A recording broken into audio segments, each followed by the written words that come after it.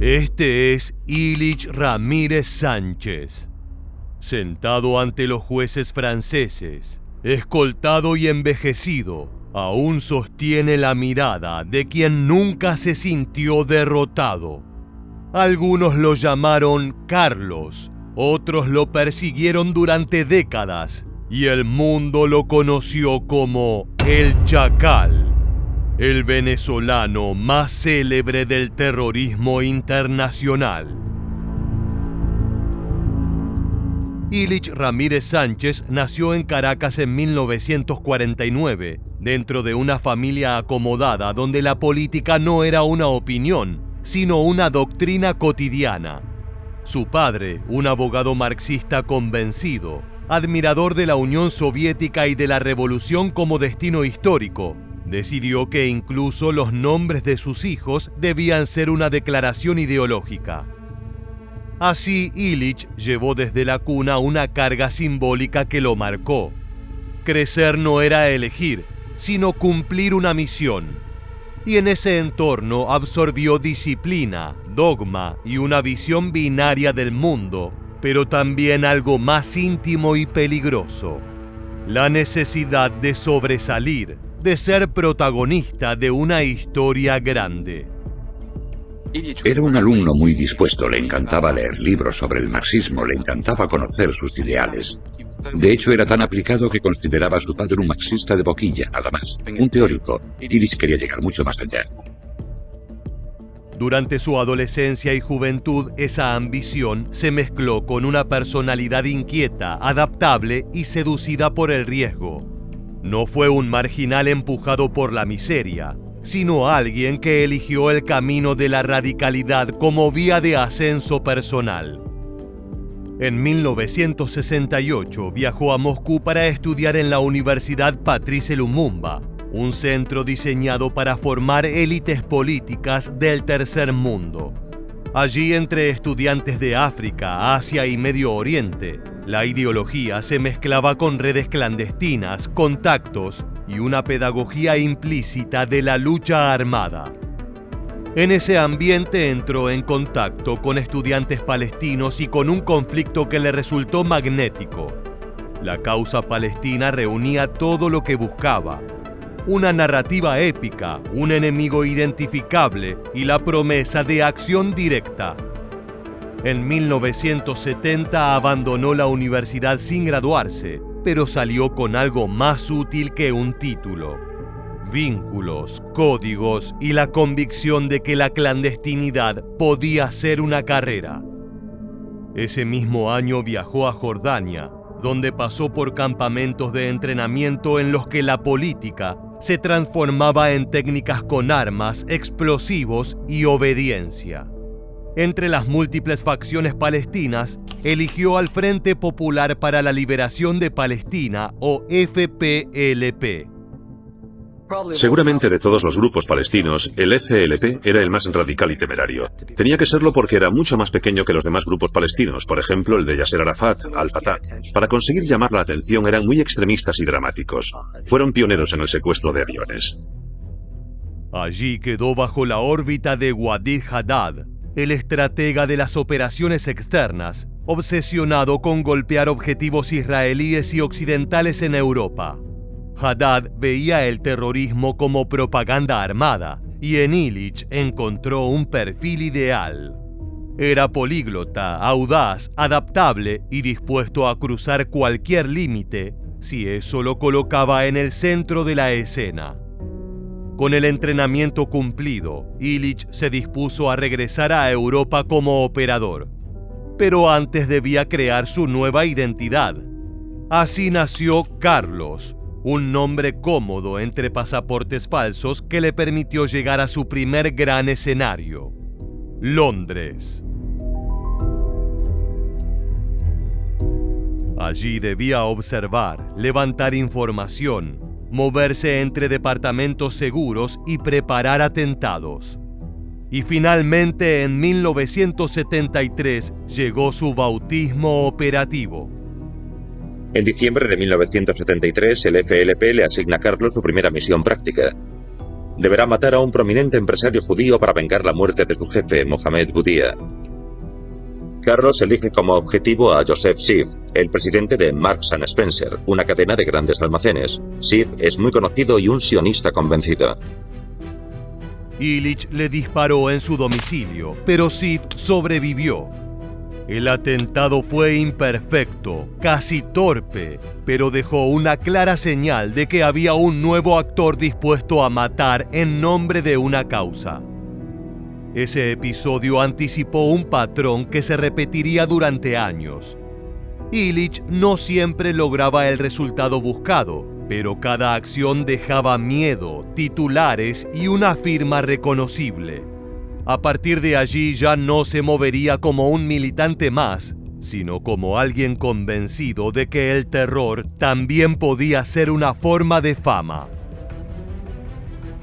A mediados de los años 70, el nombre de Carlos empezó a circular con insistencia en los informes de inteligencia europeos. Ya no era solo un operador en las sombras, sino que su rastro aparecía vinculado a granadas lanzadas en espacios públicos, a intentos de ataque contra aviones y a una sucesión de episodios violentos que convertían a Francia en su tablero central. Durante meses su figura se movió entre la atribución y la sospecha, hasta que junio de 1975 marcó un punto de no retorno. Ese mes en París, una operación policial para detenerlo terminó en una escena brutal. Acorralado en un departamento, Carlos abrió fuego y logró escapar, pero dejó atrás 3 cadáveres. 2 agentes de la policía francesa y un informante libanés llamado Michel Moukarval. Mientras era interrogado, el venezolano solicitó ir al baño. Y luego volvió a salir esgrimiendo una pistola cargada y abrió fuego. Esta vez la pistola no se encasquilla. Carlos hiere mortalmente a Moukarval en el cuello. Luego apunta su arma contra los agentes del servicio secreto francés. Ambos mueren en el acto. El hecho de que Moukarval fuese asesinado por Carlos tiene su historia. No fue en un momento de ofuscación, sino la culminación de un resentimiento que venía de antiguo. Su lema era: para conseguir algo tienes que caminar sobre cadáveres. El episodio tuvo un efecto inmediato. Ya no se trataba de comunicados ni de siglas abstractas. Había cuerpos, nombres y un responsable claro. Para el Estado francés, Carlos dejó de ser un rumor peligroso y se convirtió en un enemigo personal. En paralelo, la prensa hizo su parte. El apodo El Chacal comenzó a imponerse, alimentado por filtraciones y reconstrucciones periodísticas.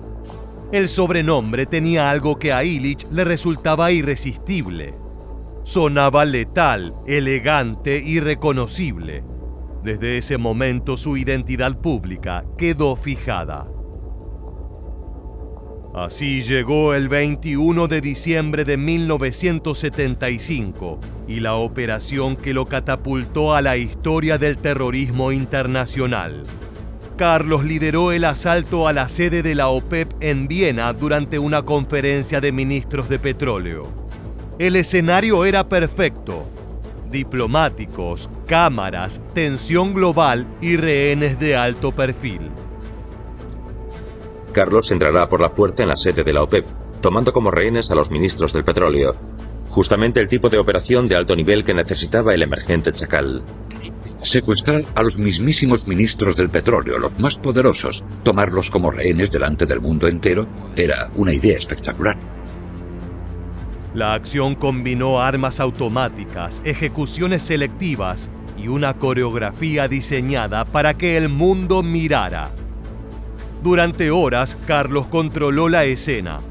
Comunicados, exigencias políticas, traslados en avión y negociaciones que lo colocaron en el centro del espectáculo. Pero detrás de la retórica revolucionaria comenzaron a aparecer grietas.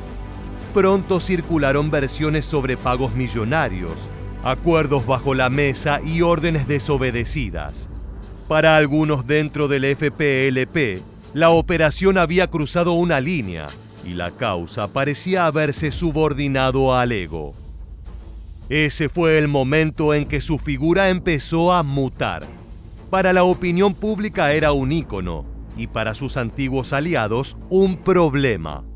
La sospecha de que Carlos había actuado tanto por dinero como por notoriedad lo alejó del marco ideológico que le había dado sentido. El revolucionario empezaba a parecerse peligrosamente a un mercenario con discurso.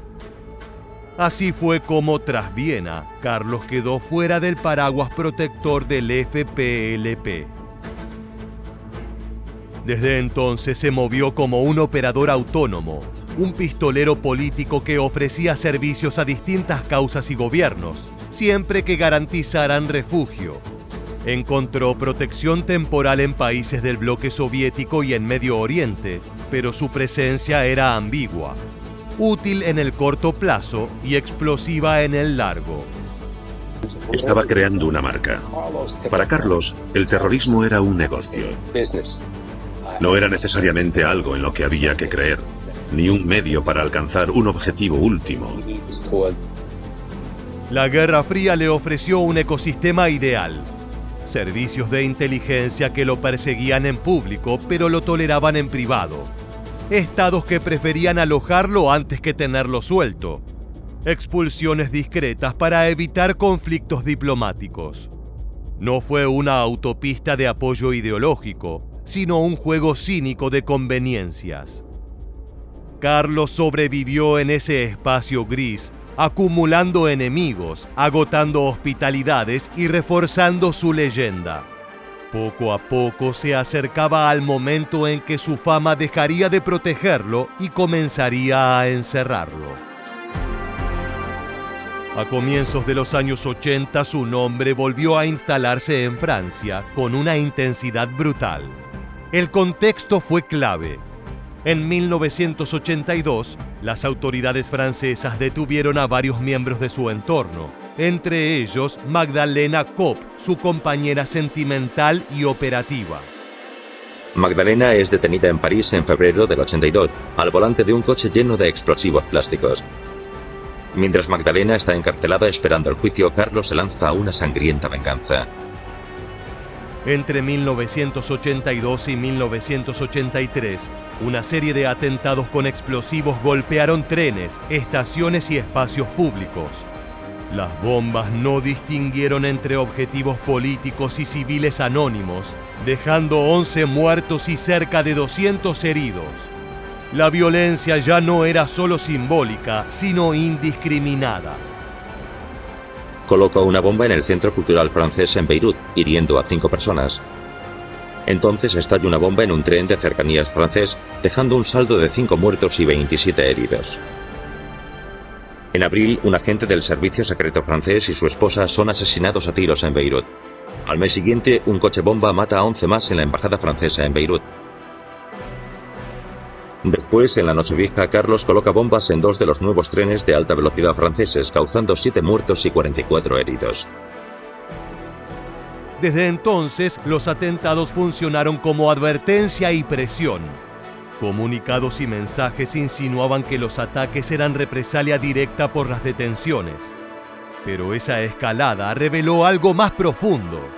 Carlos justificaba cada explosión como parte de una guerra global contra el imperialismo, aunque la selección de blancos y el momento elegido sugerían un cálculo personal. El mito del combatiente ideológico comenzaba a desdibujarse ante la imagen de un hombre dispuesto a sacrificar vidas para preservar su influencia. Con el declive de ciertas dinámicas de la Guerra Fría, Carlos dejó de ser un activo tolerable para muchos de los estados que lo habían protegido. Siria, que durante un tiempo le ofreció refugio en Damasco, terminó expulsándolo cuando su presencia se volvió diplomáticamente incómoda. El tablero geopolítico cambiaba y los viejos equilibrios ya no justificaban albergar a un terrorista que atraía más problemas que ventajas. El prófugo comenzó a envejecer fuera de foco. Ya no encabezaba operaciones espectaculares ni ocupaba portadas con la misma frecuencia. Su figura empezó a parecer anacrónica frente a nuevas formas de violencia global. Creo que representa una era pasada del terrorismo internacional, cuando la causa principal era la llamada causa palestina y, por supuesto, el marxismo. Creo que el terrorismo ha evolucionado tanto que ahora representa una voz solitaria en el desierto. Finalmente terminó recalando en Sudán bajo la protección de un régimen que también buscaba acomodarse ante la presión internacional. Allí vivió con menor margen de maniobra, dependiendo más de la hospitalidad estatal que de su propia red. Mientras tanto, seguía construyendo su relato. Escribía, concedía entrevistas y se describía como un soldado revolucionario fiel a su causa. Pero el escenario ya no era el mismo. La tolerancia internacional hacia figuras como él se había estrechado y su utilidad política se desvanecía. En ese marco llegó agosto de 1994. Agentes del servicio secreto francés viajan a Khartoum en el verano del 94 para negociar con Sudán la captura de Carlos el Chacal. Un intercambio de dinero. El gobierno sudanés veía en Carlos al chivo expiatorio. Creo que esto refleja también hasta qué punto Carlos estaba marginado, valía como moneda de cambio.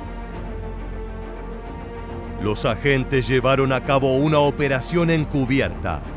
Carlos fue detenido en una clínica y trasladado a Francia. El hombre que durante 2 décadas había desafiado órdenes de captura internacionales apareció de pronto esposado y bajo custodia, sin la escenografía que tanto había cultivado. La fuga permanente había terminado. Ya no era el fantasma que cruzaba fronteras con pasaportes falsos, sino un acusado sentado ante tribunales. Sin embargo, incluso en ese nuevo escenario, intentó mantener el control narrativo. Transformó el juicio en tribuna, utilizó el lenguaje político para justificarse y sostuvo que actuaba como combatiente de guerra, no como criminal. En 1997 recibió su primera condena a cadena perpetua por el asesinato de los agentes franceses en 1975. En 2011 fue condenado nuevamente por atentados cometidos en los años 80. Una tercera perpetua llegó por el ataque de 1974, confirmada en instancias posteriores. 3 condenas, una tras otra, sellaron judicialmente su trayectoria. Desde prisión continuó escribiendo y provocando. Publicó textos en los que defendía su accionar y llegó a elogiar a figuras como Osama Bin Laden, intentando vincular su historia a nuevas corrientes de radicalismo. Carlos el Chacal no fue solo una secuencia de atentados ni una ficha en el tablero de la Guerra Fría, sino un hombre decidido a convertirse en símbolo. Utilizó la causa palestina como bandera, la clandestinidad como escenario y la violencia como firma personal. Su historia pareció impulsada por una combinación inquietante de ideología rígida, ambición desmedida y un narcisismo que necesitaba titulares para sobrevivir. Por eso, incluso juzgado y condenado a 3 perpetuas, siguió interpretando el papel de revolucionario. Y tal vez ahí residió su paradoja más oscura. El terror que sembró en el mundo terminó encerrándolo no solo tras las rejas, sino dentro del personaje que jamás pudo abandonar. Así llegamos al final. Si te gustó este video, te esperamos en nuestra próxima entrega para seguir descubriendo la historia militar.